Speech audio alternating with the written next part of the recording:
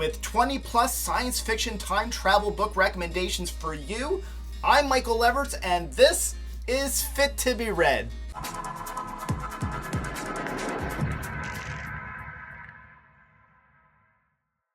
I don't do star ratings for a reason. It's difficult to stay consistent. Where I think it's helpful for this episode is it helped me to organize my thoughts and place an order to the strength of my recommendation for each time travel novel on the list. Today I have a big list, and I'm going to start at 2.5 stars and go up from there. So, first up is This Is How You Lose the Time War by Amal El-Mohtar and Max Gladstone. This was published in 2019. This is a tough one to rate because I respect what was created, but it just didn't work for me. I think that I'm going to settle in at 2.5 stars, and I'm going to feel comfortable doing so. The writing is at times really beautiful and thoughtful. I also think it's one that if I reread it, I would probably like it more, but I just don't think I'm going to do that. In Time War, two beings on opposite sides of an internal war or battle are the best at what they do. While they work against the interests of their opponent, following orders, they manage to develop an admiration that eventually becomes love. Again, there is beauty in the premise. This eternal love knows no constraints of time or space. Where the story failed for me was that the characters were not relatable in the story, and the storytelling felt pretty inconsistent. The first half of the book for me felt as if it could have been a script for a young adult drama, and the second half of the book felt more like an adult romance with poetic prose. Both were done well, but for me, it was lacking. I went with 2.5 stars also for Time's Eye by Arthur C. Clarke and Stephen Baxter, published in 2003. Time's Eye is a collaboration between Arthur C. Clarke and Stephen Baxter. The initial plot setup is interesting. The world becomes a collage of different points in time. All of these periods in history, Alexander the Great, astronauts from 2040, mongrels, the British in India, they're all meshed together, and the mystery is finding out who or what is responsible for this new world order or disorder. Points for some great Genghis Khan, Alexander the Great moments, points docked for a promising start with a less than satisfying ending. Next up is Time and Again by Jack Finney, published in 1970. Time and Again starts off in 1960s New York, and Simon Morley gets involved in a covert government operation, and he travels in time to 1882 New York. The points in its favor are the descriptions of past New York, until the author gets a bit carried away with romanticizing the past. I wanted to get into the characters and the romance in the novel, but it turned out to be just a naive and damaged guy with his weaknesses on display. The time travel here, self-hypnosis, thinking good thoughts, etc., it doesn't grip me. 2.5 stars. Blackout by Connie Willis was published in 2010, and I hate to go 2.5 stars on Connie Willis. Prior to this one, I had read To Say Nothing of the Dog, and it's one of my favorite time travel books. Blackout, along with its necessary sequel, All Clear, for me, didn't bring anything new to the table for the subgenre. I didn't care about the characters, and the plot wasn't compelling. I still enjoyed the reading experience, and there were a few standout moments, which accounts for this being more than just 2 stars. But there's not a lot of other praise that I can give for this novel. Blackout exists in the same universe as the Doomsday books, Say Nothing of the Dog, Oxford Time Travel series, and includes some secondary characters from that series. In 2060, our historians are being sent back to World War II to observe Pearl Harbor and the Blitz in London, among other things. A number of things go wrong for our time travelers. Most notable to the plot, they're becoming stuck in the time that they traveled to. I'd still recommend this read if you're a Willis fan, you're really into time travel, and you're willing to stick it out through the approximate 1,000 pages of the 2 novels that the story encompasses. 2.75 stars for this one. Next is Lest Darkness Falls, and this is 3 stars for Sprague de Camp. This 1963 novel gets dinged for me because the premise that being struck by lightning is responsible for the time travel, it's not the type of science that I look for in my time travel reads. Besides this, the story is really enjoyable. Martin, a history professor, is struck by lightning and is sent back in time to Rome before the fall of the Roman Empire. Lucky for the Romans. This is a great alternative history tale for, obviously, those who like science fiction and fantasy and also ancient Roman history. Refraction by Wick Welker was published last year, 2021. I might not have included this one for time travel, except that it is an indie title, and I wanted to shine some more light on it. The most significant time travel-y stuff in this one is that one of the main characters can see future events before they happen because he is able to refract. He sees possible futures because each of these futures have occurred in a slightly different timeline in a different dimension. Since these are future events that he's seeing, I'm loosely letting this and some voices from the future moments qualify the novel for Time Travel Week mention. This was a great first dive into sci-fi for talented, self-published author Wick Welker. I have a full review of Refraction on my channel. This is a solid 3.25 stars for me. How about this recommendation? Last Year by Robert Charles Wilson, published in 2016. This was a decent read. There is a good amount of action. It's character driven with believable characters and a believable romance. In the 21st century, we have time travel and opening a mirror into the past. We can treat the past as a resort. This tourism is very expensive and, of course, a very tempting privilege to abuse. Jesse and Elizabeth from different time periods are teamed up to deal with the abusers. Their love story, of course, is a big part of the story. Also interesting is the idea and moral questions posed around how when you travel to the past, there are no implications to your original timeline because you've now created an alternative future for the time that you've gone back to and all of those people. 3.5 stars. Next is All Our Wrong Todays by Ilan Mastai, published in 2017. This is the timeline gets messed up time travel story. The 2016 that main character Tom lives in is seemingly everything we could hope for. It's a utopia filled with wonder and abundance. Well, Tom travels back 50 years, and messes up the works, and the 2016 returns to is definitely not a utopia, but it has its appeal. His family, friends, girlfriend, all so much better. What to do? 3.5 stars. Here's another one from Robert Charles Wilson. This is A Bridge of Years, published in 1991. This is a well-paced time travel story. Tom Winter is a young guy in not the best of situations in his time. He's moved to a new house and discovers a wormhole time portal in his basement. When he finds out that it leads to 1960s New York and further discovers that that time suits him much better than the present, it's a pretty easy choice to stay put. Unfortunately, Tom's not the only one who's aware of this time tunnel. This other is a killer and thinks that Tom needs to be taken care of. 3.5 stars. Next, Quake by Kurt Vonnegut, published in 1997.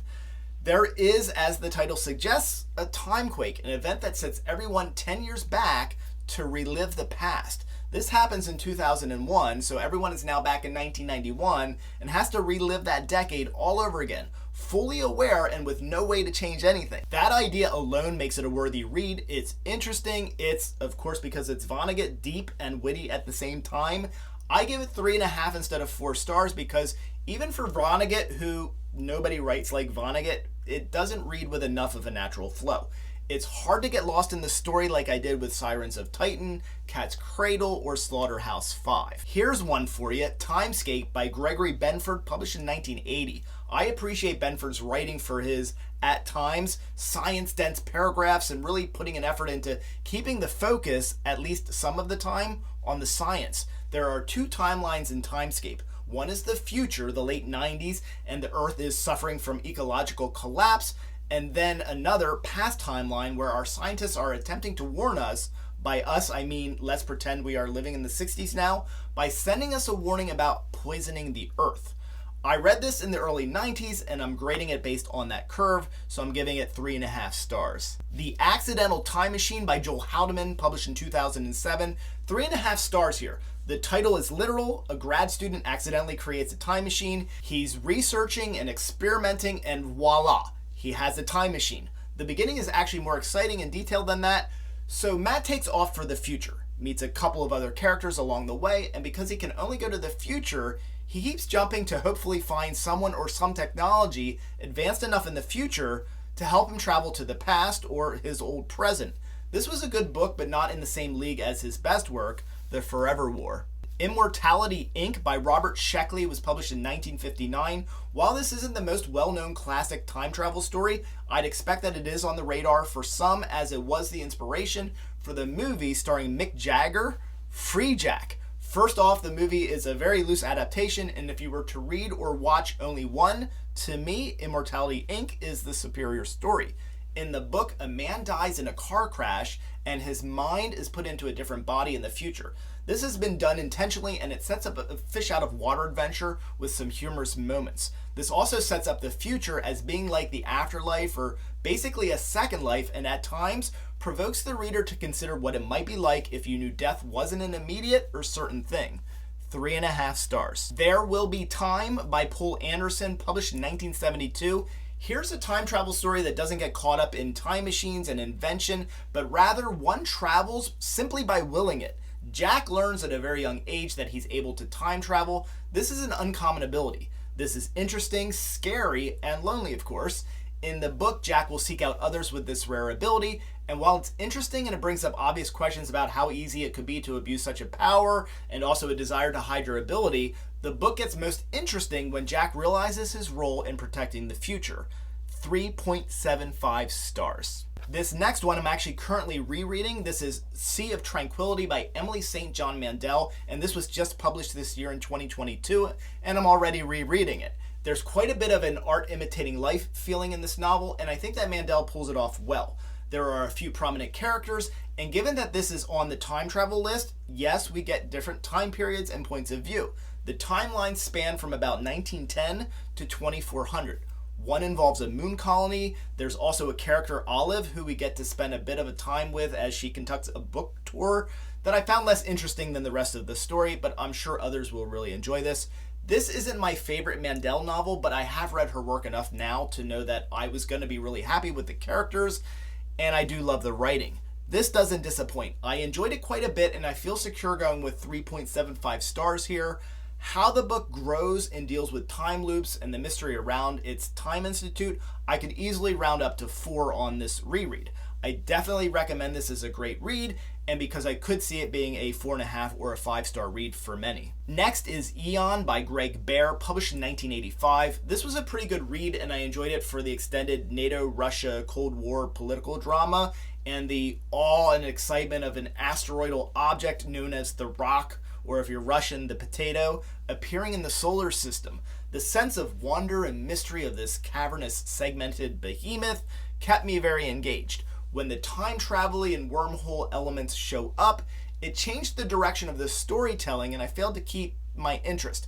I'd still recommend this book because it has that rare power, at least in the beginning, to breed an excitement about new and the unknown and all that great science fiction stuff that those of us who really love science fiction crave. 3.75 stars for this one as well. The Future of Another Timeline by Annalee Newitz, published in 2019. This is sci-fi with world building, themes, and characters that feel relevant to our times. That immediately engages me in the story. There's also an interesting concept here as the time machines, time conduits, are already here on Earth. How they are presented in the rocks is unique and clever. Though I was left wanting more time spent on the sciencey stuff, that's part of the allure for me for time travel fiction.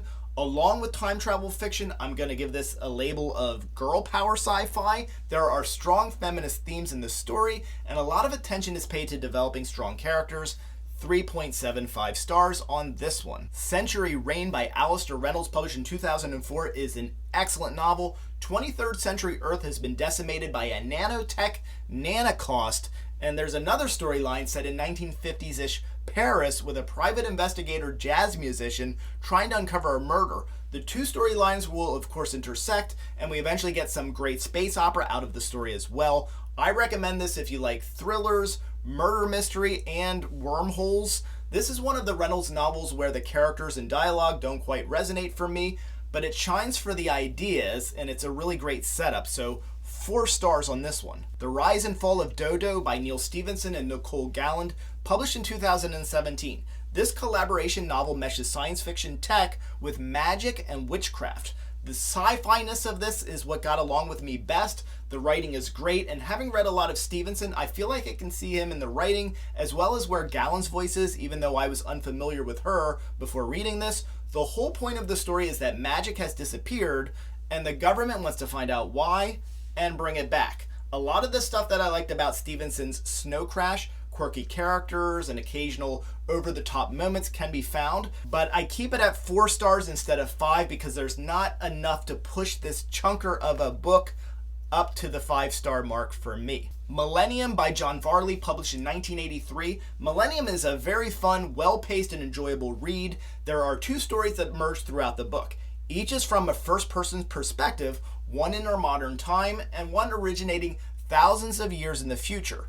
In the book, people travel back to our time from the future because they are, of course, already aware what is going to happen, and they save us from accidents, including an especially brutal airplane crash. There is a sense of mystery that runs throughout, and Varley delivers on it well, making this a 4-star read for me. Next is The Man Who Folded Himself by David Gerrold, published in 1973. This one leans into the time travel trope of the many paradoxes that occur when you travel back in time and gives a whole new bend on the what happens if you meet your grandfather idea. Dan, the main character, relishes the power that time travel brings with it and takes full advantage. Of course, he can become rich and change history, and he can even fall in love with himself. In that regards, he has many options to choose from, as every time that he uses his time travel belt, he creates another version of himself. 4 stars for this wacky story. Slaughterhouse Five, published in 1969 by Kurt Vonnegut. Famously, when talking about Slaughterhouse Five and its main character Billy Pilgrim, we're talking about Billy being unstuck in time. The story often finds Billy one moment in the present, and the next reliving his experiences in the war during the firebombing of Dresden, Germany. Billy was often, sometimes, maybe abducted by aliens, the Tralfamadorians who show up elsewhere in the Vonnegut catalog as well. This Vonnegut classic examines war, trauma, fear, and many other themes beyond just Billy's trips to the past. 4.25 stars for this classic. The final book on my list, and the only 5-star one on this list today, is the only one that is actually non-fiction, and this is How to Build a Time Machine, and this is 5 stars by Paul Davies, published in 2002. This is the only nonfiction that I've read that is solely focused on time travel. Davies presents an interesting case for why and how time travel could be plausible. I knew going in that I wouldn't be able to understand all of the quantum mechanics elements that were inevitably going to show up. It didn't detract from my enjoyment. I'd only recommend this if you are really fascinated by time travel and you have a really strong craving for how the science might actually work. Davies does simplify the topic as much as possible and does a great job doing so, but the experience is still that of reading a physics book, so just know what you signed up for. Thank you for watching today. I'm Michael Levers, and this is Fit to be Read.